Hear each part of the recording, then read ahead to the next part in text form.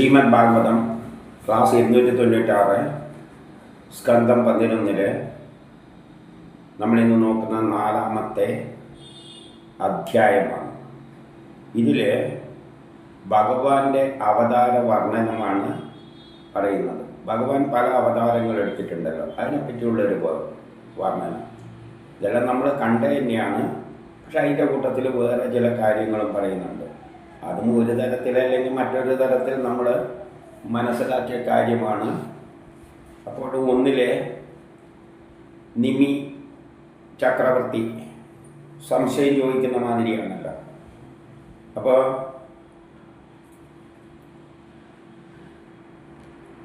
ഇന്ന് ഇതിൽ ചോദിക്കുന്നത് ആദ്യം ഒന്നില്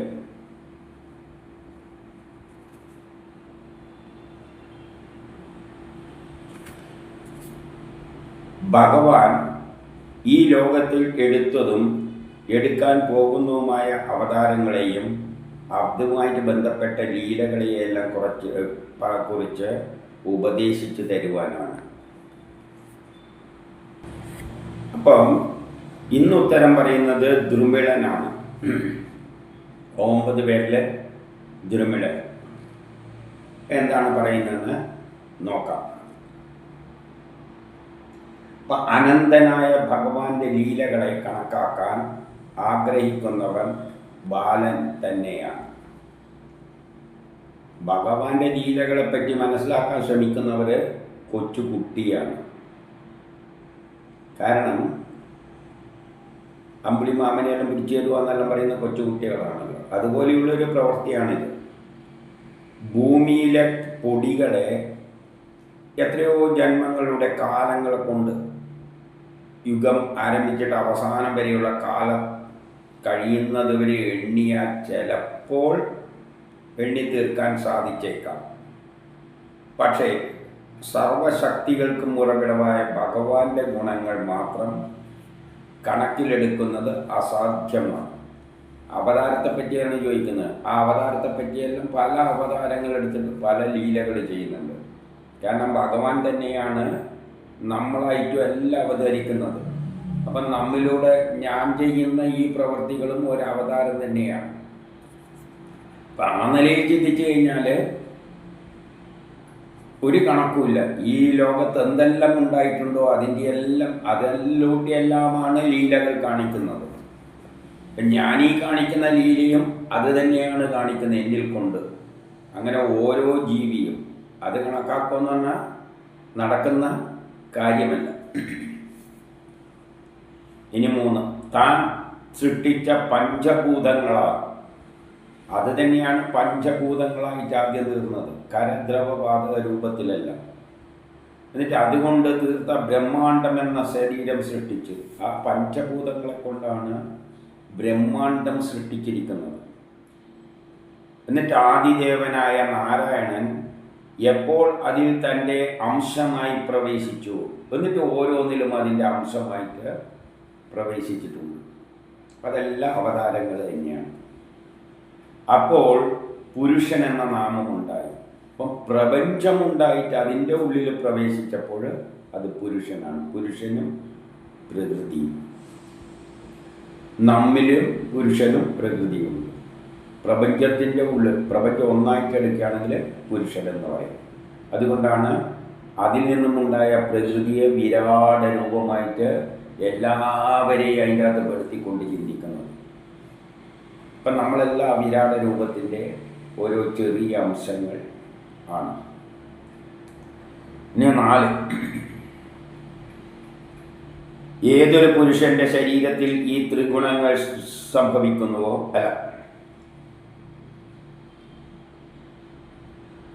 ഏതൊരു പുരുഷന്റെ ശരീരത്തിൽ ഈ ത്രിഗുണങ്ങൾ സ്ഥിതി ചെയ്യുന്നുവോ, ഏവന്റെ ഇന്ദ്രിയങ്ങളാൽ പ്രാണങ്ങളുടെ കർമ്മ ജ്ഞാനേന്ദ്രിയങ്ങൾ ഉണ്ടാകുന്നുവോ, ചൈതന്യത്താൽ ജ്ഞാനവും പ്രാണനാൽ ശരീരബലവും മനോബലവും ചേഷ്ടയും ഉണ്ടാകുന്നുവോ, ആ പുരുഷൻ തൻ്റെ സത്വം മുതലായ ഗുണങ്ങളിലൂടെ സൃഷ്ടിച്ചിരിക്കുന്നത് സത്വരജോ തമോ ഗുണങ്ങളിലാണ്. എങ്ങനെയാണ് ഏത് പുരുഷൻ്റെ ശരീരത്തിൽ ഈ ത്രിഗുണങ്ങൾ സ്ഥിതി ചെയ്യുന്നു? നമ്മുടെ ശരീരമെല്ലാം 3 ഗുണങ്ങളെ കൊണ്ടാണ് ഉണ്ടാക്കിയിരിക്കുന്നത്: സത്വഗുണം, രജോ ഗുണം, തമോ ഗുണം. സത്വഗുണം എന്ന് പറഞ്ഞാൽ ഇങ്ങനെ സ്ഥിതി ചെയ്യുന്നത്. രജോ ഗുണം എന്ന് പറഞ്ഞാൽ ഈ ശരീരത്തിൽ കുറച്ച് ഭാഗം നാളെ വളരാൻ തുടങ്ങും, മുടി വളരും, രോമം വളരും. ഈ ശരീരത്തിൻ്റെ ചിലപ്പോൾ ചെറുപ്പക്കാരാണെങ്കിൽ വലുതാവും. മറ്റേ ഇപ്പം നിൽക്കുന്ന അവസ്ഥ സത്വഗുണം. രജോ ഗുണം എന്ന് പറഞ്ഞാൽ ഡെവലപ്മെൻറ്റ് അടക്കുകയാണ്. തമോ ഗുണം എന്ന് പറഞ്ഞാൽ നമ്മളെല്ലാം ക്ഷയിച്ച് പോവുകയാണ്. ഓരോ ദിവസം കഴിയുമ്പോൾ ഓരോ നല്ല പല്ല് കൊഴിഞ്ഞു പോവും, മറ്റേത് കൊഴിഞ്ഞു പോവും. അപ്പം ക്ഷയിച്ചുകൊണ്ടിരിക്കുകയാണ്. ഏത് പുരുഷൻ്റെ ശരീരത്തിൽ ഈ ത്രിഗുണങ്ങൾ സ്ഥിതി ചെയ്യുന്നു, ഏവൻ്റെ ഇന്ദ്രിയങ്ങളാൽ പ്രാണികളുടെ ജ്ഞാനേന്ദ്രിയങ്ങൾ ഉണ്ടാകുന്നു. നമുക്കുള്ള കണ്ണ്, മൂക്കുമെല്ലാം ആരിൽ നിന്നുണ്ടായാൽ അവനിൽ നിന്ന് തന്നെ ഉണ്ടായത്. അവൻ്റെ ചൈതന്യമാണ് ജ്ഞാനമായിട്ട് നമ്മളിൽ വികസിക്കുന്നത്. പ്രാണനിലൂടെയാണ് നമുക്ക് ശരീരശക്തിയും മനബലവും ചേഷ്ടകളുമെല്ലാം ഉണ്ടാകുന്നത്.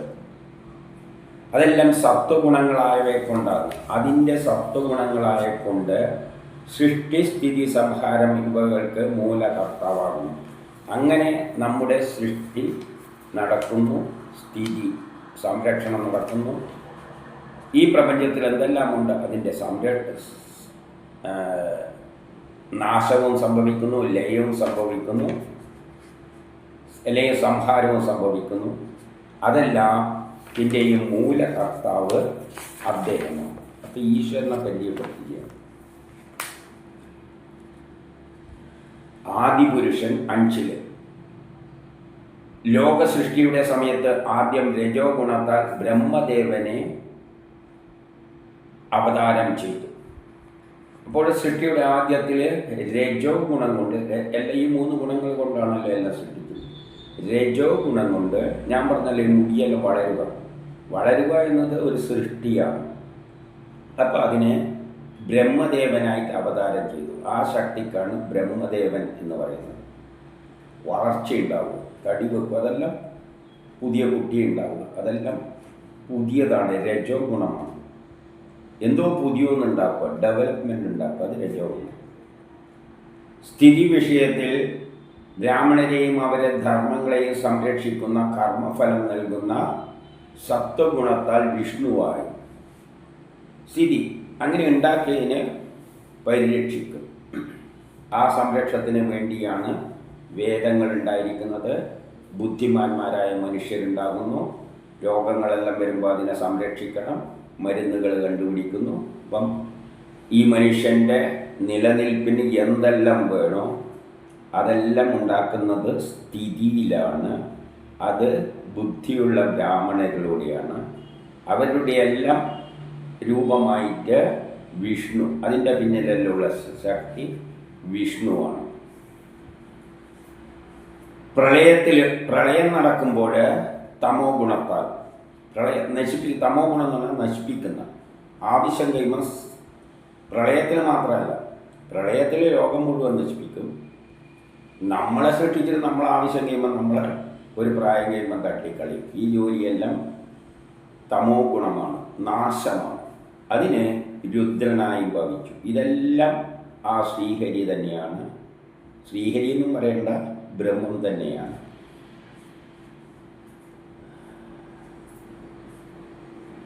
ആ ത്രിമൂർത്തിയുടെ ലീലകളിലൂടെയാണ് പ്രാണികൾ സൃഷ്ടിസ്ഥിതി സംഹാരമെല്ലാം നടക്കുന്നത്. അപ്പോൾ പ്രപഞ്ചത്തിൻ്റെ പറഞ്ഞിട്ട് പിന്നെ പ്രാണികൾ, ആ പ്രപഞ്ചമുണ്ടായി. ആ പ്രപഞ്ചത്തിലെ എല്ലാ ജീവജാലങ്ങളും ഈ ത്രിമൂർത്തികളുടെ യിലൂടെയാണ് സൃഷ്ടിസ്ഥിതി സംഹാരത്തിലൂടെ ഈ ചക്രം ഇങ്ങനെ കറങ്ങിക്കൊണ്ടിരിക്കുന്നത്. 6 പറയുകയാണ്, ദക്ഷ പ്രജാപതിയുടെ പുത്രി മൂർത്തി എന്ന കന്യകയിൽ ധർമ്മപ്രജാപതിക്ക് നരൻ, നാരായണൻ എന്നീ പേരുള്ള 2 മൂർത്തികൾ അവതരിച്ചു. അപ്പം നരനും നാരായണുമായിട്ട് അവതരിച്ചു. ഇതിനെപ്പറ്റിയെല്ലാം മുമ്പ് പറഞ്ഞതാണ്. അദ്ദേഹം തത്വത്തെയെല്ലാം വിവരിച്ചു കൊടുത്തു. അതായത് കർമ്മയോഗം, ആത്മതത്വത്തെ വിവരിക്കുന്ന കർമ്മയോഗം നാരദൻ പോലെയുള്ളവർക്കെല്ലാം വിവരിച്ചു കൊടുത്തു. അതിനെപ്പറ്റിയെല്ലാം നമ്മൾ പണ്ട് കണ്ടു കഴിഞ്ഞാണ്. അതുകൊണ്ട് ഒറ്റ വരിയിൽ അവതാരമായിട്ട് പറയുകയാണ്. എന്നിട്ട് അത് നാരദൻ പോലെയുള്ളവർക്കെല്ലാം കർമ്മയോഗം ഉപദേശിച്ചിട്ട് അത് സ്വയം അനുഷ്ഠിച്ചുകൊണ്ട് ബദ്രികാശ്രമത്തിൽ ഇരിക്കുകയാണ്. അങ്ങനെ തപസ് പോലെ നരനാരായണന്മാർ അങ്ങനെ ശയിച്ചുകൊണ്ട് ഇരിക്കുകയാണ്. അപ്പം ഇത് കാണുമ്പോൾ ആർക്കെന്ത് പ്രശ്നം തോന്നും? എപ്പോഴും ആരെങ്കിലും എന്തെങ്കിലും ഒരേ ഇരിപ്പിരിക്കുമ്പോൾ തപസ്സിരിക്കുന്ന മാതിരിയാണ് തോന്നുന്നത്. അപ്പോൾ എന്തോ കാര്യം നേടാൻ വേണ്ടിയാണ്, എൻ്റെ സീറ്റ് അപഹരിക്കാൻ വേണ്ടിയാണ് എന്നെല്ലാം തോന്നുന്ന ആർക്കാണ്? നാരദനാണ്. അപ്പോൾ 7 തൻ്റെ ഇരിപ്പിടത്തെ നാരായണ മുനി ആഗ്രഹിക്കുന്നു എന്ന് ശങ്കിച്ച ഇന്ദ്രൻ അദ്ദേഹത്തിൻ്റെ തപസ്സടക്കാൻ വേണ്ടിയിട്ട് അദ്ദേഹം ചെയ്യുന്ന എന്താണ്? മന്മഥനെ ബാണവും കൊണ്ടയക്കും, കുറേ സ്ത്രീകളെയും കൊണ്ടങ്ങയക്കും തപസ്സടക്കാൻ വേണ്ടിയിട്ട്. കാരണം ഇന്ദ്രന് ഭയമാണ്, ആ തപസ് ചെയ്യുമ്പോഴും എൻ്റെ സീറ്റിന് വേണ്ടിയിട്ടായിരിക്കും തപസ് ചെയ്തതെന്നുള്ളത്. അപ്പം മന്മഥനെ ശബ്ദം കിട്ടി. നാരായണൻ്റെ മഹാത്മ്യം അറിയാതെ മന്മഥൻ എന്ത് ചെയ്തു? അപ്സരഗണങ്ങളോടൊത്ത് കുറേ അപ്സര സ്ത്രീകളെയെല്ലാം കൂട്ടിയിട്ട് അദ്ദേഹം അപ്സര സ്ത്രീകളെയും കൂട്ടിയിട്ടാണ് പോകും. വസന്തൻ പറഞ്ഞാൽ നല്ല അത്രയും അങ്ങനത്തെ കാലഘട്ടത്തിലെ മന്ദമാരുതൻ, നല്ല കാറ്റെല്ലാം അടിച്ചുകൊണ്ടാണ് ആശാൻ പോവുക. ഇവിടെ കഥാപാത്രങ്ങളായിട്ട് ചിത്രീകരിക്കുകയാണ്. വസന്തനോടൊത്തും മന്ദമാരുതനോടൊത്തും ബദ്രികാശ്രമത്തിൽ ചെന്ന് സ്ത്രീകളോടുകൂടി കാമബാണം പ്രയോഗിച്ചു. ആരെ നേരെ? വിഷ്ണുവിൻ്റെ നേരെ. വിഷ്ണു എന്താണ്? വിഷ്ണുവല്ല യഥാർത്ഥത്തിൽ നരനാരായണനാണ്. വിഷ്ണുവല്ല അതിൻ്റെ ശേഷമുള്ള അവതാരങ്ങളാണ്. പറയുമ്പം വിഷ്ണു എന്നെല്ലാം പറയും, എല്ലാം ഒന്ന് തന്നെ, ഞാനും അത് തന്നെ. അപ്പോൾ അദ്ദേഹത്തിൻ്റെ നേരെ കാമബാണം പ്രയോഗിച്ചു. പക്ഷേ നാരായണൻ ഈ അപരാധം അറിഞ്ഞ് പുഞ്ചിരി തൂകിച്ചുകൊണ്ട് ഭയന്ന് വിറച്ച. അപ്പോഴാണ് ബോധോദയം ഉണ്ടാകുന്നത് മന്മഥന്. പുഞ്ചിരി തൂക്കിക്കൊണ്ടാണ് അദ്ദേഹം നോക്കുന്നുണ്ടെങ്കിലും ഇവരെ ഭയന്ന് വിറച്ചു നോക്കിക്കൊണ്ട് ഇരിക്കുന്ന ഇവരോട് ഇങ്ങനെ പറഞ്ഞു: അല്ലയോ മന്മഥ, ഹേമന്ത, ഹേ ദേവശ്രീകളെ, ഭയം വേണ്ട, നിങ്ങൾക്ക് ഭയമൊന്നും വേണ്ട. ഞങ്ങളുടെ ആതിഥ്യം സ്വീകരിക്കുക, എൻ്റെ ആശ്രമത്തെ സമൃദ്ധമാക്കുക. നിങ്ങൾ വന്നതല്ല, തന്നെ ഇവിടെ ഒരു സമൃദ്ധി ഉണ്ടായി, നിങ്ങളെല്ലാം വന്നതുകൊണ്ട്. 9 അത് ഏശിയില്ല. ഭഗവാൻ ഇപ്രകാരം പറഞ്ഞപ്പോൾ ലജ്ജ കൊണ്ട് അധോമുഖരായ ദേവന്മാർ ആ ഭഗവാനോട് അപേക്ഷിച്ചു. മായക്കതീതനും, അതാണ് പ്രയോഗിച്ചിട്ട് ഏൽക്കാത്തത്. നമ്മളെല്ലാം മായയിലകപ്പെട്ടവരാണ്. ആര്? ബ്രഹ്മാവായാലും ശിവനായാലും നമ്മളെല്ലാം മായയിലകപ്പെട്ടവരാണ്. വിഷ്ണു അടക്കം.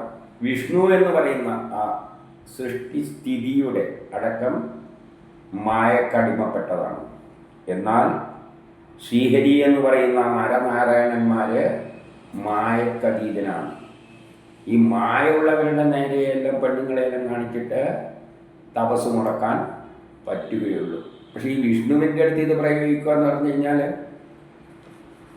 നമ്മളും ഈ പ്രപഞ്ചം മുഴുവൻ സൃഷ്ടിച്ച ഈശ്വരൻ എന്തല്ലോ കൊണ്ടു കൊടുത്തിട്ട് വെളിച്ചെണ്ണ, എണ്ണ കൊടുക്കും, നെയ്യ്, പശു നെയ്യ്, പാല്, ഇതെല്ലാം അവിടെ കൊടുക്കും. ഇതെല്ലാം ഈശ്വരനാണ് ഓർമ്മ. ഇതെല്ലാം ഉണ്ടാക്കി ഈശ്വരന് നമ്മൾ അങ്ങോട്ട് കയറി കൊടുത്തിട്ട് എന്താ കാര്യം? ഈശ്വരൻ തന്നെയാണ് ദേവസ്ത്രീകളെയെല്ലാം അപ്സര സ്ത്രീകളെയെല്ലാം സൃഷ്ടിച്ചു. എന്നിട്ട് ആ അപ്സര സ്ത്രീകളെ കൊണ്ടുപോയിട്ട് ഭഗവാനെ മോഹിപ്പിച്ചിട്ട് കാര്യം നേടാൻ ശ്രമിക്കുന്നത് പോലെയല്ലേ നമ്മൾ ചെയ്യുന്നത്? എല്ലാം സൃഷ്ടിച്ച ഈ ശക്തിക്ക് നമ്മൾ കൊണ്ടുപോയിട്ട് വഴിപാടായിട്ട് എന്തെല്ലാം എണ്ണ കൊണ്ട് കൊടുക്കും, വിളക്കുകൾ കൊണ്ട് കത്തിച്ചു കൊടുക്കും. അങ്ങേരെ പ്രകാശത്തിലാണ് ഇത് പ്രകാശിക്കുന്നത്. പിന്നെ അങ്ങേർക്ക് കൊടുക്കുന്ന എന്തിനാണ്? ഇതെല്ലാം ആരാണ് വേദങ്ങളുടെ ഭാഗവതങ്ങളുടെ എല്ലാം അർത്ഥം ശരിക്കും മനസ്സിലാക്കാത്തവര് എന്തെല്ലോ എഴുതിപ്പിടിപ്പിച്ചിട്ട് അജ്ഞാനികളായ ജനങ്ങൾ ഇതെല്ലാം കാട്ടിക്കൂട്ടുകയാണ്. നമ്മൾ വിളക്ക് കത്തിക്കുന്നു ഈശ്വരന് വിളക്കോ? ആ ഈശ്വരൻ്റെ പ്രഭ കൊണ്ടാണ് ഇത് കത്തുന്നത്. നമ്മൾ കത്തിക്കുകയാണ്. യഥാർത്ഥത്തിൽ കത്തുന്നത് തന്നെ ആരെ പ്രഭ കൊണ്ടാണ്? ഈ സൂര്യൻ പോലും അതിൻ്റെ പ്രഭ കൊണ്ടാണ് ജ്വലിക്കുന്നത്. ഇപ്പം നമ്മൾ കത്തിക്കുന്നു എന്ന് പറയുന്നതിൽ എന്താ അർത്ഥമില്ല. അതിൻ്റെ കൃപ കൊണ്ട് നമ്മൾ കത്തിക്കുന്നു. അത് കത്തണ്ടെന്ന് തീരുമാനിച്ചാൽ കത്തൂല്ല. അതാണ് വേദം പറയുന്നത്. അതിൻ്റെ കൃപ കൊണ്ടാണ് നമ്മൾ കത്തിക്കുമ്പോൾ കത്തുകയെങ്കിലും ചെയ്യുന്നത്.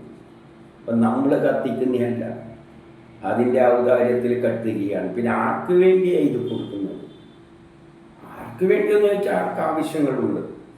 ഇപ്പോൾ ഏതോ ഒരു വലിയ കക്ഷി കുറേ സ്വർണം കൊടുത്തു, തകിടെല്ലാം പൂശി പിറ്റത്തെ ദിവസം പൊളിച്ചു കൊണ്ടുപോയി വിറ്റ് കച്ചവടം അടിച്ചു. എനിക്കൊന്ന് എങ്ങനെയാക്കിയെന്ന് വെച്ചാൽ, ഈ പണ്ട് ഒരു സിനിമയിൽ കണ്ട ഓർമ്മയുണ്ട്. മാൻഡ്രേക്കിൻ്റെ തല, അതിൻ്റെ ഒരു കഷ്ണം വെച്ചാൽ നശിപ്പിച്ചു പോകും.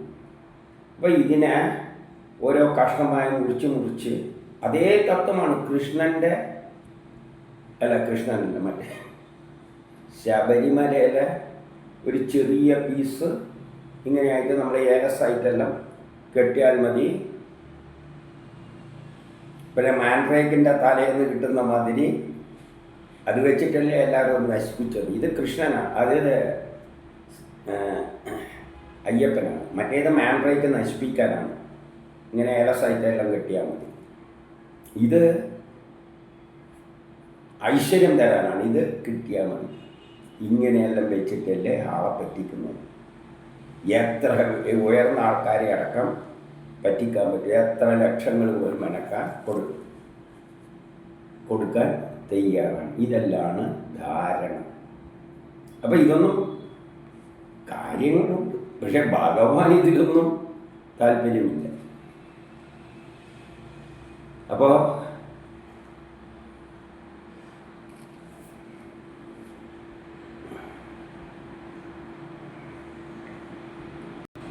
അവരെന്ത് പറഞ്ഞു? മായക്കതീതനായും വികാരരഹിതനും, അദ്ദേഹത്തിന് വികാര വിചാരങ്ങളൊന്നുമില്ല. സ്ത്രീയും കൊണ്ട് എന്ന് കഴിഞ്ഞാൽ എന്ത് വികാരമുണ്ട്? ഈശ്വരൻ എന്ത് വികാരമാണ് ഉണ്ടാകാൻ പോകുന്നത്? ആർത്തമുള്ള സ്ത്രീയായാലും മറ്റേ സ്ത്രീയായാലും എല്ലാം ബ്രഹ്മം തന്നെയായിട്ട് കാണുന്ന കക്ഷിയാണത്.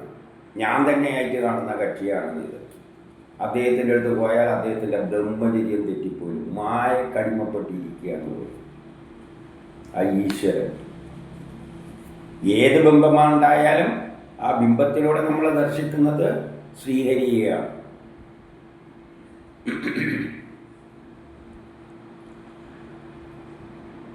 ആത്മരാമനുമായ അങ്ങയുടെ ഞങ്ങളോടുള്ള പെരുമാറ്റ കാര്യത്തിൽ ഞങ്ങൾക്ക് അത്ഭുതമില്ല. അങ്ങ് കോപിച്ചില്ല, കോപിക്കേണ്ട കാര്യമില്ല. ഈശ്വരൻ സാധാരണക്കാരോടൊന്നും കോപിക്കില്ല. കാരണം അവരെല്ലാം നമ്മുടെ പ്രവൃത്തികളെല്ലാം പിള്ളേരുടെ കളിമാരിയാണ്. ഇപ്പം പിള്ളന്മാർ ചിലപ്പോൾ നമ്മൾ എടാ പോടാന്നല്ല എവിടെയെങ്കിലും കണ്ടിട്ടെല്ലാം വിളിച്ചെന്ന് വരും. എടാ അച്ഛാ പോടാന്നെല്ലാം പറയും. അത് നമ്മൾ തമാശയിലല്ലേ എടുക്കുക, അല്ല കാര്യത്തിലെടുക്കുമോ? ബുദ്ധിയുള്ളവരെടുക്കുമോ? അതുപോലെ ഈ കുട്ടികൾക്ക് സമാനമല്ല. ഇതിന് എത്രയോ നിസ്സാരമാണ് നമ്മൾ. നമ്മൾ എന്ത് കാട്ടിക്കൂട്ടിയാലും അത് ഈശ്വരനെ കുറ്റം പറഞ്ഞാലും കുറ്റം പറയുന്നവരെയാണ്. ആ അടുപ്പമുള്ളത് കൊണ്ട് നമുക്ക് ആ കുട്ടികളോട് ഇഷ്ടമാണ്. എന്തുകൊണ്ടാണ്? ആ കുട്ടികൾ നമ്മളോട് എപ്പോൾ അടുപ്പമുള്ളതുകൊണ്ട് എടാ അച്ഛ എടാ പോടാ എന്നെല്ലാം പറഞ്ഞു കഴിഞ്ഞാൽ നമ്മൾ ചിരിക്കുകയില്ല, തമാശക്കൊരു അടിയും കൊടുക്കും, അത്രയേ ഉള്ളൂ. അത് പക്ഷേ അടുപ്പമുണ്ട്. ആ കുട്ടിയോടായിരിക്കും ചിലപ്പം സ്നേഹം കൂടുതൽ. അങ്ങനെയെല്ലാം പറയുന്നത്. അല്ലാതെ ബിംബം മാറി കിടക്കുന്ന ഒരു കൊച്ചിനെ അടുത്ത് ഒന്നുമില്ല അങ്ങനെ നിൽക്കുകയാണെങ്കിൽ ഇവൻ എന്തൊരു സാധനയുടെ ഒരു ചുറുചുറുക്കില്ല, ഇതെന്തോന്നിത് എന്ന് നമ്മൾ കാണും. പക്ഷേ ഇങ്ങനെയുള്ള പിള്ളന്മാരോട് നമുക്കൊരു എല്ലാവരും സമൂഹത്തിൻ്റെ അട്രാക്ഷൻ ഉണ്ടാകും. അതുപോലെയാണ് അസുരന്മാരും യുക്തിവാദികളും കമ്മ്യൂണിസ്റ്റുകാരെല്ലാം അതിനെ എതിർക്കുമ്പോഴും അവരാണ് സാക്ഷാത്കാരം നേടുന്നതെന്ന് ഭാഗവതത്തിൽ പറഞ്ഞു വെച്ചിട്ടുണ്ട്. കുറച്ച് നമ്മൾ ബുദ്ധി ഉപയോഗിച്ച് പറഞ്ഞാൽ ഈ പറയുന്നതിൻ്റെ അർത്ഥം എന്താണെന്ന് മനസ്സിലാവും. അതുകൊണ്ട് അങ്ങയുടെ ഈ പെരുമാറ്റത്തിൽ നമ്മൾ അങ്ങയെ പൊന്നിനെയും കാട്ടിയിട്ട് തപസ് മുടക്കാൻ വേണ്ടി വന്നതാണ്. പക്ഷേ ഞങ്ങളോട് ഇത്രയും നിസ്സാരമായിട്ട് കാണിക്കുമ്പോൾ നമുക്ക് അത്ഭുതമൊന്നും തോന്നില്ല. കാരണം അങ്ങയ്ക്കെന്തില്ല വികാര വിചാരങ്ങളില്ല, അങ്ങയ്ക്കെന്തില്ല ഒരു വികാര വിചാരമില്ല. ആത്മരാമനാണ്, എല്ലാറ്റിലുമുള്ള ആത്മാവ്. നമ്മൾ പോലും അങ്ങാണ്. അങ്ങുണ്ടാക്കിയ ഒരു മനുഷ്യൻ കാണിക്കുന്ന വ്യഗ്രതികൾ കാണുമ്പോൾ അദ്ദേഹത്തിന് രസം തോന്നും. നമ്മളിന്തെങ്കിലും ഒരു ഇലക്ട്രോണിക്സ് കളിപ്പാട്ടം ഉണ്ടാക്കിയിട്ട് അത് എന്തെങ്കിലും എല്ലാം കാണിക്കുമ്പോൾ നമുക്ക് രസമല്ലേ തോന്നുന്നു, അത്രയേ അതിന് തോന്നുന്നുള്ളൂ. ഇനി 10 ഇതര ദേവതകൾ തൻ നിന്തിരുവടിയെ പ്രാപിക്കാൻ ശ്രമിക്കുന്നവരുടെ പാതയിൽ തടസ്സങ്ങൾ സൃഷ്ടിക്കുന്നു. ഈ ദേവന്മാരെ പറ്റി ഇവർ തിരിച്ചു പറയുകയാണ്. ഈ ദേവന്മാർ ഇന്ദ്രനല്ല എന്താ കാട്ടിക്കൂട്ടുന്നു? ആരെങ്കിലും നിന്തിരുവടിക്ക് നേരെ തപസ് ചെയ്യുന്നുണ്ടെങ്കിൽ തടസ്സങ്ങൾ സൃഷ്ടിക്കും. എന്ത് തടസ്സം സൃഷ്ടിക്കും? നമ്മളിപ്പോൾ ഒന്ന് തപസ് ചെയ്താൽ ബ്രഹ്മസാക്ഷാത്കാരത്തിന് ഇറങ്ങിക്കളയാന്ന് വെച്ച് നമ്മൾ ഇറങ്ങിക്കഴിഞ്ഞാൽ ഉടുതുണിയെല്ലാം വലിച്ച് കളയാൻ പോകുമ്പോഴേക്ക് പെട്ടെന്ന് അയ്യേ ഇത് വൃത്തികേട്. ഇതാരാ ഉണ്ടാക്കുന്നത്? ദേവന്മാരാണ് ഉണ്ടാക്കുന്നത്. ഏത് ഈ ഷർട്ടാണ് ഉണ്ടാക്കുന്നത്? ദേവന്മാരാണ് പ്രപഞ്ചത്തിലുള്ള എല്ലാ 33 കോടി വസ്തുക്കളും ദേവന്മാരാണ്. ഈ ഷർട്ടും ദേവനാണ്. കഴിക്കുമ്പോൾ അയ്യേ വേണ്ട, കുറച്ച് കഴിഞ്ഞിട്ട് ഇന്ന് വൈകുന്നേരം എടുത്തിട്ട് ഊരിക്കളഞ്ഞിട്ട് ബ്രഹ്മസാക്ഷാത്കാരത്തിന് പോകാം. ഭക്ഷണം എല്ലാം അങ്ങ് ഒഴിവാക്കണം എന്ന് വെച്ചിരുന്നു. എന്നാലും ചെയ്യാൻ ഇപ്പം വേണ്ടി ഇപ്പം കിടക്കുന്ന അപ്പോഴാണ് വീട്ടിൽ നിന്ന് ഭക്ഷണം കൊണ്ടുവരിക. നല്ല ബിരിയാണി കൊണ്ടുവന്നിരിക്കുകയാണ്. ഏതായാലും അവസാനത്ത് ഇതങ്ങ് കൈക്കെട്ട്, എന്നിട്ട് നമുക്ക് വൈകുന്നേരം മുതൽ തുടങ്ങാം. ഇങ്ങനെ മറ്റു ദേവതകൾ, ഈ ദേവതകളെല്ലാം തൃപ്പാദത്തെ പ്രാപിക്കാൻ ശ്രമിക്കുന്നവരുടെ പാതയിൽ തടസ്സങ്ങൾ സൃഷ്ടിക്കുകയാണ്. ദേവന്മാരുടെ നേരെ അർച്ചിക്കുന്നതിന് നേരെ അവർക്ക്, ദേവന്മാർക്ക് നേരെ എന്ത് അർച്ചിച്ചു കഴിഞ്ഞാൽ അവർക്ക് ഒരു പ്രശ്നമില്ല. മറ്റുള്ള ദേവന്മാർക്ക് വരെ മറ്റേ വിഷ്ണുവിന് അല്ല, നാരദൻ മറ്റേ ഇത് അഗ്നിദേവതക്കോ ജലദേവതക്കോ മറ്റാർക്കോ അർപ്പിക്കുന്നതിന് അവർക്ക് ഒരു പ്രശ്നമില്ല. പക്ഷേ വിഷ്ണു ഈ ശ്രീഹരിയുടെ നേരെ, നാരായണൻ്റെ നേരെ ആരെങ്കിലും എന്തെങ്കിലും അർപ്പിക്കുമ്പോൾ അവർക്ക് സഹിക്കില്ല, അവർ പാരവെക്കും. അങ്ങനെ എന്നെ പറഞ്ഞു വിട്ടതാണ് ഈ മന്മഥനെല്ലാം പറയുന്നത്.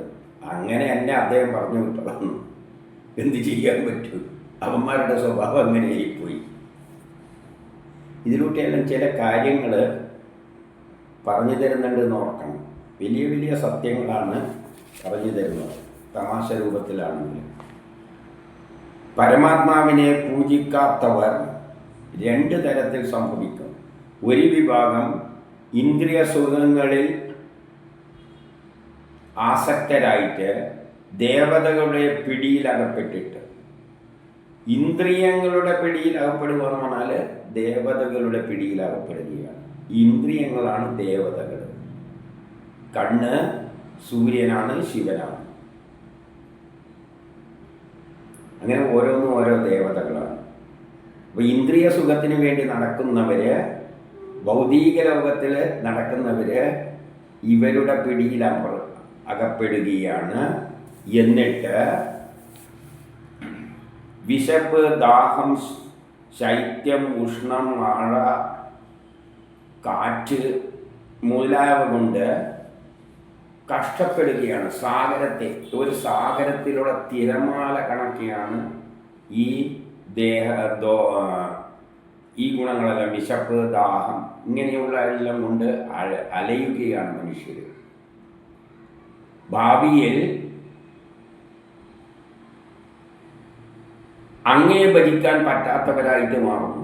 ഇവരെല്ലാം ആരെ കൺട്രോളിലേക്ക് പോകുന്നു? ദേവതകളുടെ, മറ്റുള്ള ദേവതകളുടെ പിന്നാലെ പോവുകയാണ്.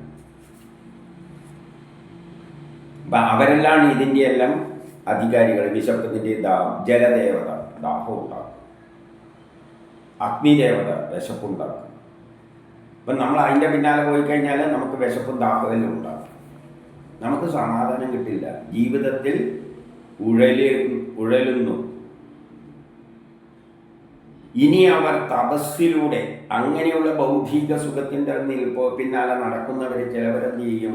യോഗാഭ്യാസം എല്ലാം എടുത്ത് തപസ്സെല്ലാം ചെയ്ത് മെഡിറ്റേഷൻ എല്ലാം ചെയ്യും. ഇത് ഭൗതിക ലോകത്തിലാണ് ജീവിക്കുന്നത്.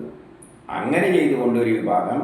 പക്ഷെ എന്നാലും മനസ്സിനെ നിയന്ത്രിക്കണം എന്നെല്ലാം പറഞ്ഞിട്ട് വീട്ടിൽ നിന്ന് വൈകുന്നേരം ഉടുത്തൊരുങ്ങിയിട്ട് പ്രഭാഷണം കേൾക്കാൻ പോകും. അങ്ങനെ അങ്ങ് കഴിഞ്ഞു കൂടും. മോശം ലഭിക്കുമെന്ന് വെച്ചാൽ മോശം ലഭിക്കേണ്ടി ആദ്യം തന്നെ എടുത്ത് ദൂരക്കളയണം. ഈ ദേവതകളെ മുഴുവൻ എടുത്ത് ദൂരക്കളയണം. എൻ്റെ ആകെ വിഷ്ണുവിൻ്റെ ജോലി എന്താണെന്ന് വെച്ചാൽ പറഞ്ഞല്ലോ, നമ്മളെ കുത്തുവാളയടിപ്പിച്ചിട്ട് കുടുംബത്തെ പോലും ഇല്ലാതാക്കിയിട്ടാണ് മോശം തരിക. അല്ലാതെ വേറെ ഒന്നും തരുന്ന പരിപാടി ഇല്ല. അതേ ഉള്ളൂ മോശം ലഭിക്കാൻ. അപ്പോൾ ആനന്ദം കിട്ടും. ഇവന്മാരുടെ പിന്നാലെ പോയാൽ, മറ്റുള്ള ദേവതകളുടെ പിന്നാലെ പോയാൽ ദാഹവും വിശപ്പും എല്ലാം കൊണ്ട് കഷ്ടപ്പെട്ട് ജീവിതത്തിൽ ദുരിതം അനുഭവിക്കും. മറ്റിടത്ത് പോകുമ്പോൾ ഇതെല്ലാം പിന്നാലെ വന്നിട്ട് പ്രലോഭിപ്പിക്കും. ഇനി വല്ല തപസ് മൂലാവയുടെ ഇന്ദ്രിയങ്ങളെ നിയന്ത്രിക്കാൻ ശ്രമിച്ചാലും നമുക്കുണ്ടാകുന്ന ദേഷ്യം എന്ന ഒരു വികാരം നമ്മളിൽ നിന്ന് പോവില്ല. ദേഷ്യമുണ്ടായി കഴിഞ്ഞ് കഴിഞ്ഞാൽ പിന്നെ പശുവിൻ്റെ കുളമ്പ് അങ്ങ് ചളിയിൽ പൂണ്ടുപോകുന്ന പോലെ നമ്മൾ പരമാത്മാവിനെ പ്രാപിക്കാതെ അകന്നകന്നു പോകും. പിന്നെ ജനന മരണത്തിൽ കിടന്ന് നട്ടം തിരിയും. അതുകൊണ്ട് മറ്റുള്ള ദേവതകളെ ആശ്രയിച്ചാൽ ആത്മീയമെല്ലാം നമ്മുടെ സുഖത്തിന് വേണ്ടിയിട്ട് വെള്ളത്തെ ആശ്രയിക്കുന്നു. ആ ദാഹം തീർത്തത്. പിന്നെ പഴം തിന്നണമെന്ന് കാണുമ്പോൾ പഴം തിന്നും, അതൊരു ദേവതയാണ്. ബിരിയാണി കാണുമ്പോൾ ബിരിയാണി തിന്നും, അതും ദേവതയാണ്. ഇതുകൊണ്ട് പ്രശ്നം തീരുമെന്ന് വെച്ച് കഴിഞ്ഞാൽ എല്ലാ ദുഃഖങ്ങളും ഇതിൻ്റെ കൂടെ തന്നെ വരികയും ചെയ്യും. അപ്പോൾ ഈ ദേവതകളെ മുഴുവൻ അതിനെ കഥയിൽ ബ്രഹ്മാവ് കുട്ടികൾ വേണമെന്നുള്ള ആഗ്രഹം വരുമ്പോൾ ബ്രഹ്മാവ് കുട്ടികളുണ്ടാക്കുന്ന പ്രവൃത്തി, ബ്രഹ്മാവാണ് നമ്മളിലൂടെ കുട്ടികളുണ്ടാക്കുന്നത്. ഇതിനെ പുതിയ നിന്ന് സൃഷ്ടിക്കുമ്പോൾ ബ്രഹ്മാവാണ് സൃഷ്ടിക്കുന്നത്. ഇനി 12, ഈ വിധം സ്തുതിക്കാവുന്ന അവർക്ക്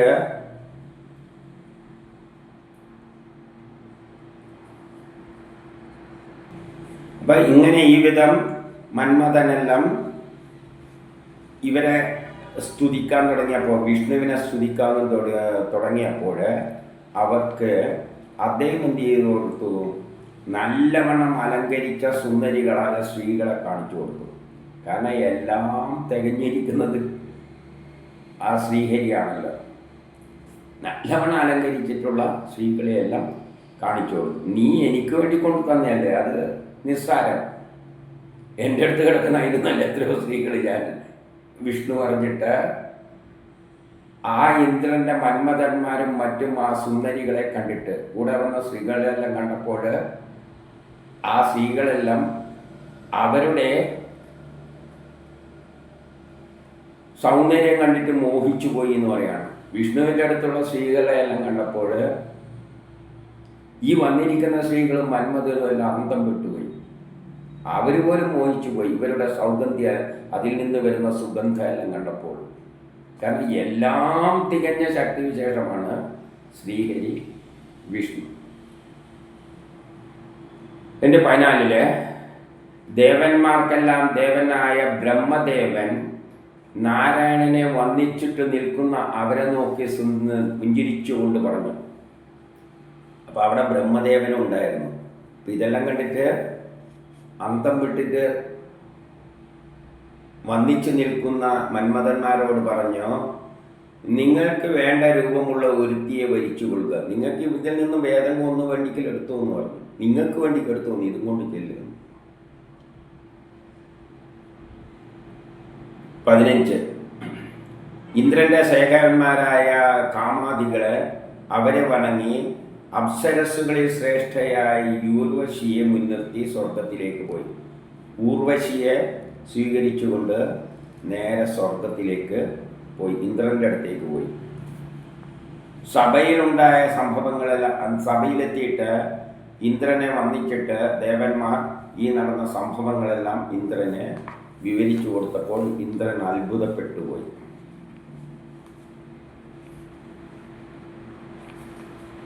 ഇനി 17. അപ്പോൾ അതിലൂടെ എന്താണ് ചെയ്തിരിക്കുന്നത്?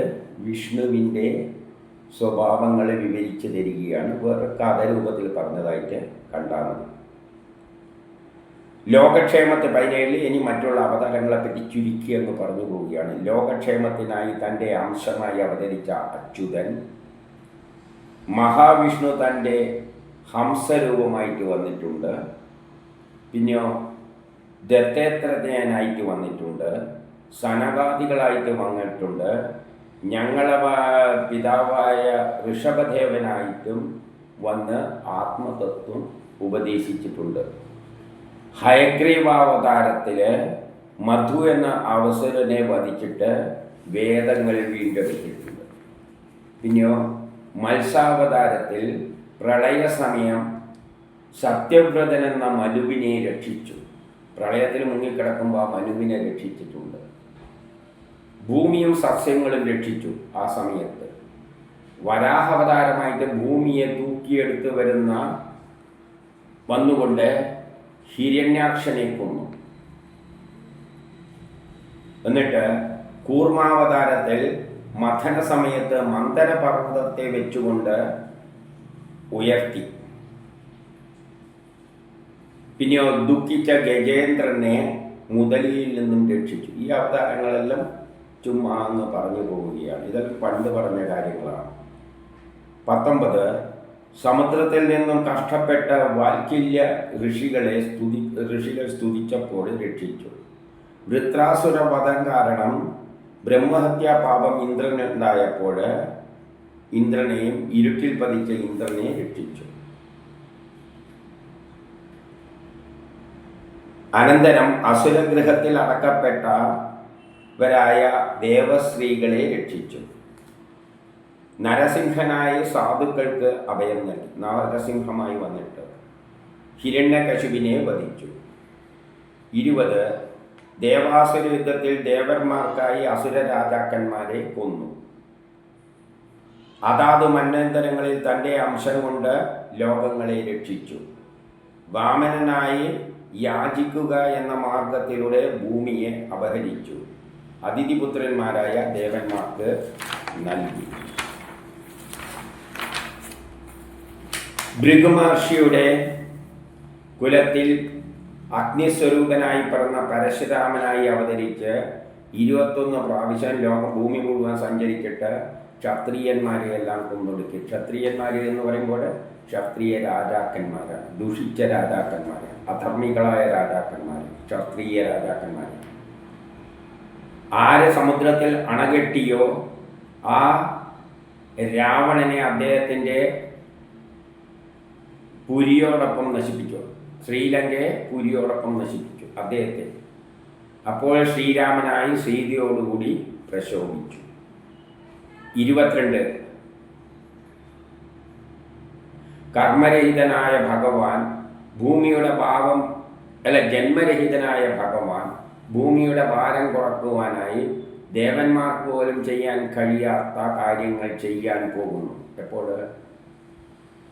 ഇനിയുള്ള കാലത്തിൽ മഹാഭാരത യുദ്ധത്തിലൂടെയും ചെയ്യുന്നുണ്ട്. പിന്നെ ലോകാവസാനം കൽക്കിയായിട്ട് വന്നിട്ട് എല്ലാം കൂടി അടിച്ച് തകർക്കുന്നുണ്ട്. യാഗം ചെയ്യുവാൻ അർഹരായ യാഗം ചെയ്യുന്ന അസുരന്മാരെ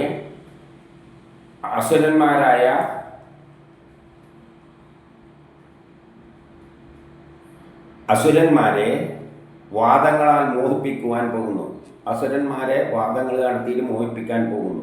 കലിയുഗാവസാനത്തിൽ ഭൂമി പരിപാലിക്കുന്ന ശൂദ്രനെ കൊല്ലുവാൻ പോകുന്നു. ഭൂമിയുടെ അവസാനം എത്തുമ്പോൾ ശൂദ്രന്മാരാണ് ലോകം ഭരിക്കുക, അവർ തമ്മിൽ തല്ലിയെല്ലാം മരിക്കുന്ന ഒരവസ്ഥയും വരും. അപ്പോൾ അവരെയും നശിപ്പിക്കുന്നു. ഉയർന്ന തോളോടുകൂടിയ രാജൻ, വളരെ യശസ്വിയായ ലോകാധിപനായ ഈശ്വരൻ ഈ വിധമുള്ള അനേകം അവതാര കർമ്മങ്ങളും വിവരിക്കപ്പെട്ടു. രാജനോട് പറയുകയാണ്, വളരെ യശസ്വികളായും ലോകാധിപതികളുമായ ഈശ്വരനായി അവതരിക്കപ്പെട്ട പല അവതാരങ്ങളെ പറ്റിയുള്ള വിവരണങ്ങളെല്ലാം ഞാൻ ഇതിനാൽ പറഞ്ഞു കഴിഞ്ഞു. ആരോടാണ് പറയുന്നത്? നിമി ചക്രവർത്തിയോട്. ഉയർന്ന തോളോടുകൂടിയ രാജൻ എന്ന് വിളിച്ചുകൊണ്ടാണ് പറയുന്നത്. അതായത് നിമി ചക്രവർത്തിയുടെ പ്രത്യേകത വെച്ചുകൊണ്ട് പറയുകയാണ്, വളരെ യശസ്വിയായ ലോകാധിപനായ ഈശ്വരൻ ഈ വിധമുള്ള അനേകം അവതാര കഥകൾ, അവരുടെ അതുമായി ബന്ധപ്പെട്ട ലീലകളെയെല്ലാം ഒരുവിധം ഞാൻ വ്യക്തമായിട്ട് പറഞ്ഞു കഴിഞ്ഞു.